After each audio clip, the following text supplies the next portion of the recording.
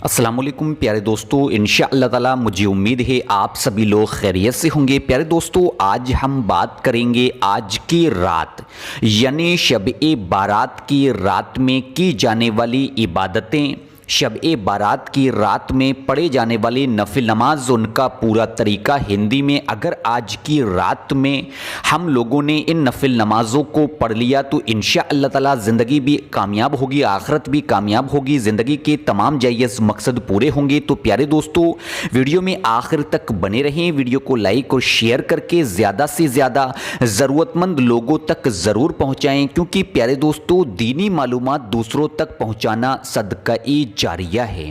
प्यारे दोस्तों, अब जानते हैं शब-ए बारात की फजीलत।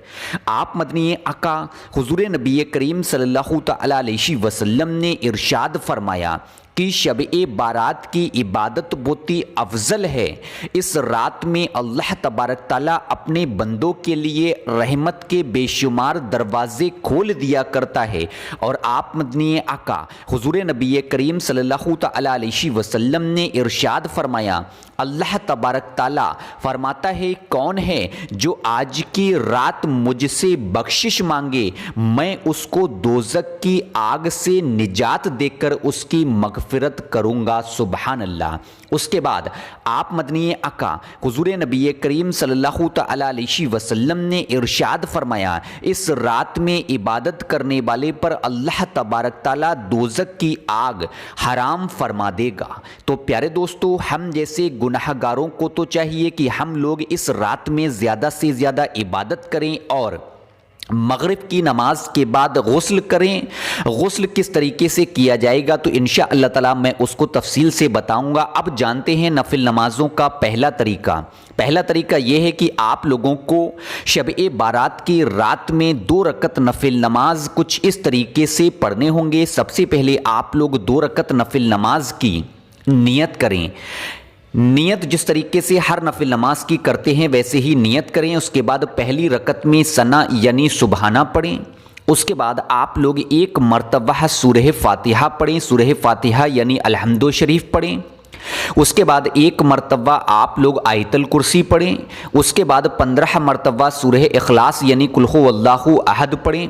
रुकू सुजूद करें। रुकू सुजूद करने के बाद आप लोग दूसरी रकत नफिल नमाज के लिए खड़े हो जाएं। दूसरी रकत नफिल नमाज में भी आप लोग इसी तरीके से 1 मरतबा सूरह फातिहा यानी अलहम्दु शरीफ इसको पूरा पढ़ें। उसके बाद 1 मरतबा आयतल कुर्सी पढ़ें। आयतल कुर्सी को पढ़ने के बाद 15 मरतबा सूरह इखलास को पढ़ें। रुकू सुजूद करें, सलाम फेरें, 2 रकत नफिल नमाज मुकम्मल तरीके से अदा कर लें। अब जानते हैं 2 रकत नफिल नमाज की फजीलत क्या है। प्यारे दोस्तों, ये नफिल नमाज रिस्क में इजाफे के लिए बहुत ही अफजल हैं। जो शख्स इन नफिल नमाजों को शब-ए बारात की रात में पढ़ लेगा तो उसको पूरी ज़िंदगी में कभी रिस्क की तंगी और परेशानी का सामना नहीं करना पड़ेगा। प्यारे दोस्तों, अब बढ़ते हैं नफिल नमाज के दूसरे तरीके की तरफ।